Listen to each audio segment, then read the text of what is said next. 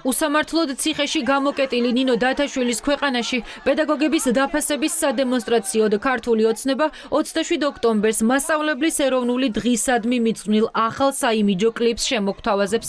შინაარსი ჯერჯერობით უცნობია, სამაგიეროდ ცნობილია თანხა. კლიპში განათლების სამინისტრო არც მეტი, არც ნაკლები 700,000 ლარს გადაიხდის. ეს ოპოზიციისთვის იმის ნათელი მაგალითია, რომ კორუფციაში ჩაფლული ოცნება პრიორიტეტებს სწორად არ და ვერ ალაგებს.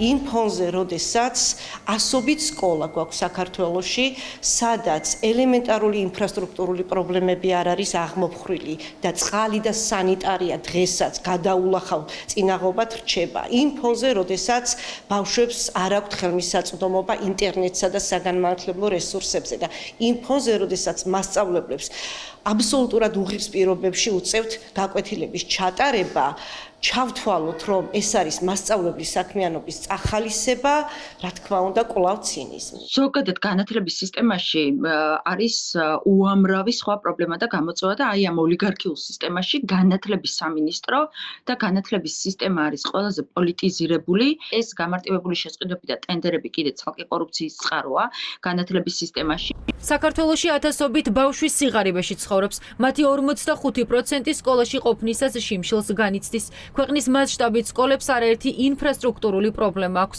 ამ ფონზე კი ქართული ოცნება მზად არის 700,000 ლარი მხოლოდ საიმიჯო კლიპის მომზადებაში დახარჯოს. საგანმანათლებლო სივრცეში, როდესაც ამდენი პრობლემები არის, საიმიჯო კლიპისთვის 700,000 ლარის დახარჯვა ცოტა არ იყოს გადამეტებულია. რატომღაც აი თუნდაც ამ საიმიჯო კლიპის გადაღება მიჩენს იმის ასოციაციას და იმ განცდას, რომ რაღაც მასწავლებლის ეროვნულ ჯილდოსთან რაღაც კონკურენციაში არის და აი ამ საიმიჯო კლიპებით გადაფაროს, თქვათ, ძალიან მაღალი ხარისხის მქონე კლიპებით გადაფაროს ეს ყველაფერი.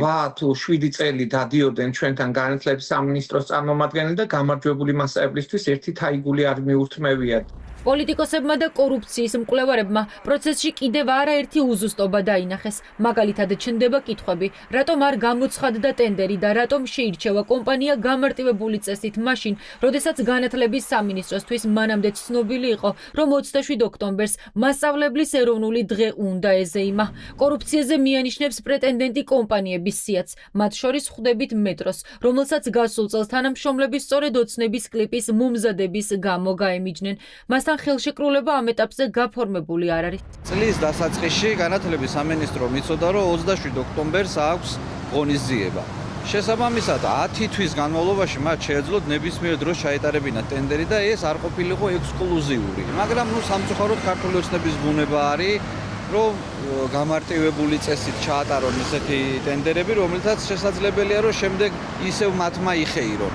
700,000 ლარის კლიპში გადახდა და სხვა პრიორიტეტული პრობლემების დაიგნორება, რომ სერიოზულ კითხვებს აჩენს, გასაგებია ყველასთვის გარდა ქართული ოცნებისა.